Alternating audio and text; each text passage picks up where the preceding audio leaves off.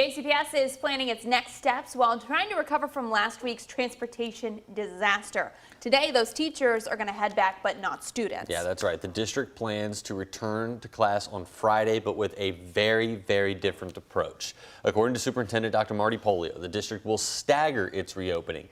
Elementary and middle school students, they will be heading back to class on Friday, with high schoolers set to return on Monday. Now, when those kids return, each child will get a tag for their morning and afternoon bus routes, and the routes with lots of stops will not be as long. There will also be an extra bus or van at depots to take kids home if they're late, so other depot buses can continue their routes. To put it simply, this is going to mean shorter routes, less stops, and less waiting in between. Dr. Polio also noted that the lack of communication with families played a huge role in the district's transportation failure last week. What we've really found, I'll be quite candid, our systems in transportation and our technology in transportation was extremely antiquated. So we have a lot of great technology in this district, but a lot of it with our technology around transportation was not where it was needed to be. And we didn't have good communication systems for bus drivers, schools, and parents to be informed of any problems or delays. To help parents keep track of buses, the district is also rolling out a new bus tracking app that they hope to have up and running by Friday. Polio also said the district will use JCPS vans to take students home or back to school if there's no adult waiting for them at the bus stop. JCPS staff members with cell phones and GPS will ride school buses with the longest routes. That is to help with direction and communicate with schools when a bus is running late. JCPS board members said they learned of the new reopening plan when parents did after a letter went out from Dr. Polio.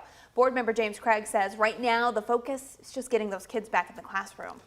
First and foremost, we just need to get our buildings open, and we need to get them open as quickly as possible and as safely as possible. There will be time for the post-mortem and for fingers pointing when that is done, but right now we need to have school.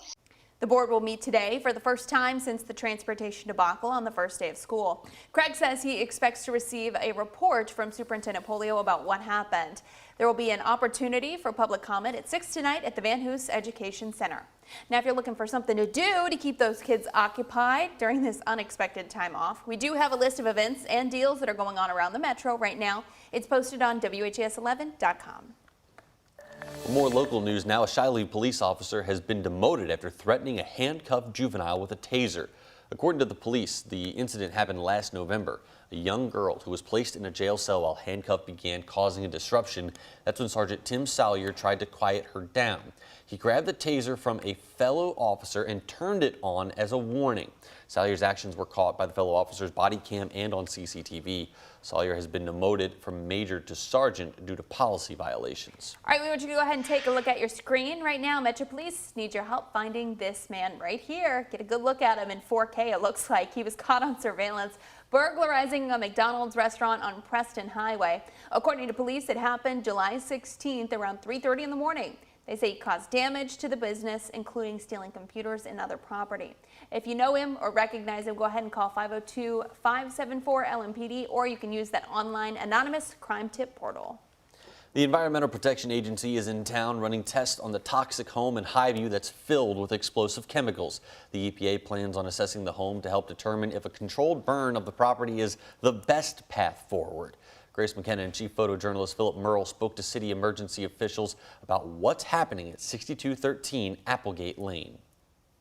All day long, we have watched cars turn around at this barricade as the EPA went inside what's been described as a hoarder house, where city officials have said that Mark Hibble was storing dangerous chemicals and making homemade explosives. We now know that the EPA will have a say in what happens to clear that house out. Suiting up, city emergency officials put 6213 Applegate in the hands of the EPA. If they don't think they can do this safely and pick apart every little piece of what's in that building, then they may recommend that that's the burning of the house is the best thing to do. Monday, the agency walked through the home owned by Mark Hibble, found filled with explosive chemicals and laden with so much junk. The city previously said it was too dangerous to dispose of it all by hand. Emergency Management Director Jody Myman said bringing in the EPA adds a different set of skills to the mix. They're a federal cleanup contractor that has similar situations that they've dealt with before. Myman says it took a few days to get federal assistance requested and approved, and they are still thinking about a controlled burn while the EPA makes its assessment. According to an affidavit, Hibble had gallons of chemicals in the home, including primary and secondary explosives. The EPA will be running their own tests this week. They're not moving any bottles or opening any bottles or anything like that, so they're performing some tests. They're going to take it back to their labs and see what kind of results they get. It'll be a couple days before they get anything, so but it's not a cleanup operation at all. This is mainly just a reconnaissance. It could be days before we know those results, longer before a determination is made, and Myman said clearing the home without a burn could take weeks. We feel like it's stable. Even leaving today, we'll make sure that the house is stable, it's closed up. Leaving 6213 Applegate Lane locked down and this neighborhood on watch. In Highview, Grace McKenna, WHAS 11 on your side. If a controlled burn is determined to be the best course of action, the city has already said that it will not be happening this week. People living in that area will be given 48 hours notice if that's the option that they do decide to take. School's out for today, but parents can still get their kids up to date for their yearly immunizations. Today, JCPS is going to host a clinic for essential healthcare services. Students can receive the vaccinations they need for school, and they'll have the option for a physical exam. Parents can also get vaccinated while supplies last. The clinic's going to be held at Iroquois High School Gym on Taylor Boulevard, right across from Iroquois Park today from 9 to 3. No registration is required.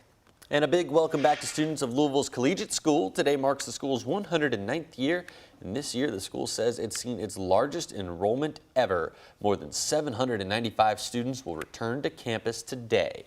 And up in Trumbull County, schools will be heading back to class today. The district contains 4 schools, more than 1,100 students. And new this year, the school district says that they'll be utilizing a fingerprint scanner for students during breakfast and lunch services, which they say should make those food lines move a lot quicker.